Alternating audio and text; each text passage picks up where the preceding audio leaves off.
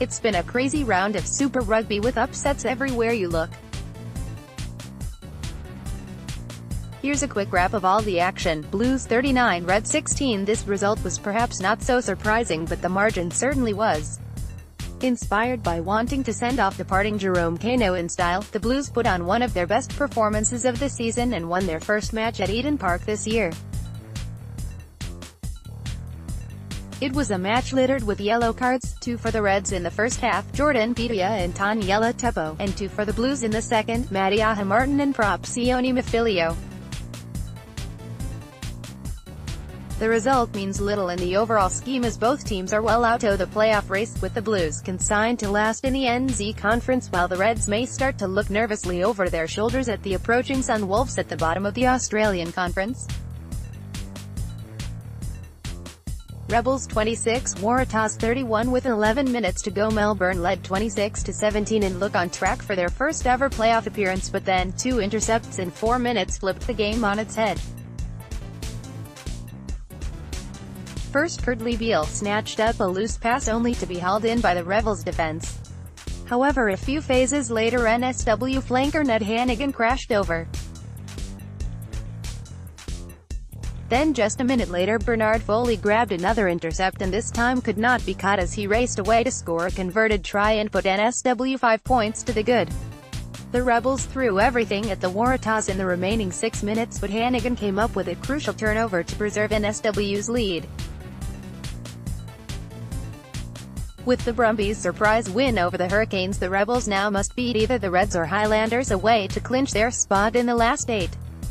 Highlanders 22, Chiefs 45. This was a madcap game in Suva where the Chiefs rushed to a 42-0 lead at halftime thanks to 6 converted first-half tries.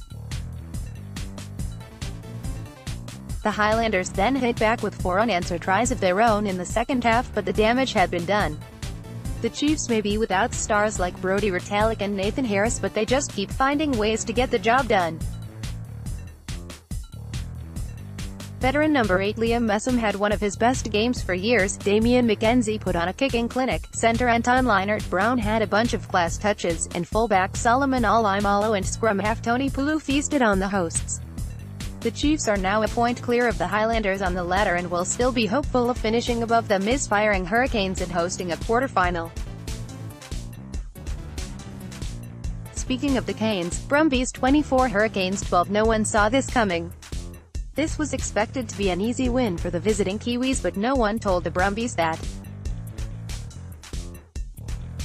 Down 12-7 at halftime, to tries to TJ Peronera and the Toulon-bound Julian Sevilla, the Brumbies hit back with 3 tries of their own in the second half to Folau Fangas, Rory Arnold and Andy Muirhead, while keeping the All Black-studded Canes attack scoreless. The Canberra-based team are now just 6 points behind the second-placed Rebels in the Australian Conference and will be hopeful of sneaking into the playoffs, although they have tough away games against the Chiefs and Waratahs to come. Sunwolves 42, Bulls 37. The Japanese side love to keep things interesting.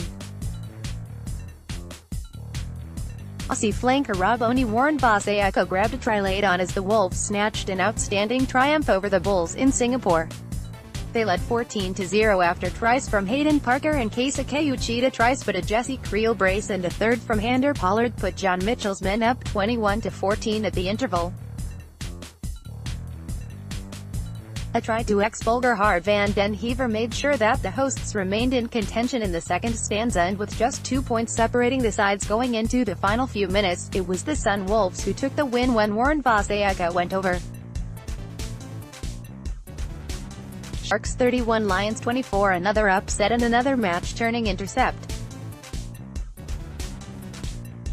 The conference-topping Lions were leading 24-21 when Sharks winger Lawaziem Vovo snatched an intercept and sprinted 60 meters to score to put the Durban team in front. A conversion and a 73rd-minute penalty from Robert Dupreez then sealed the deal for the Sharks.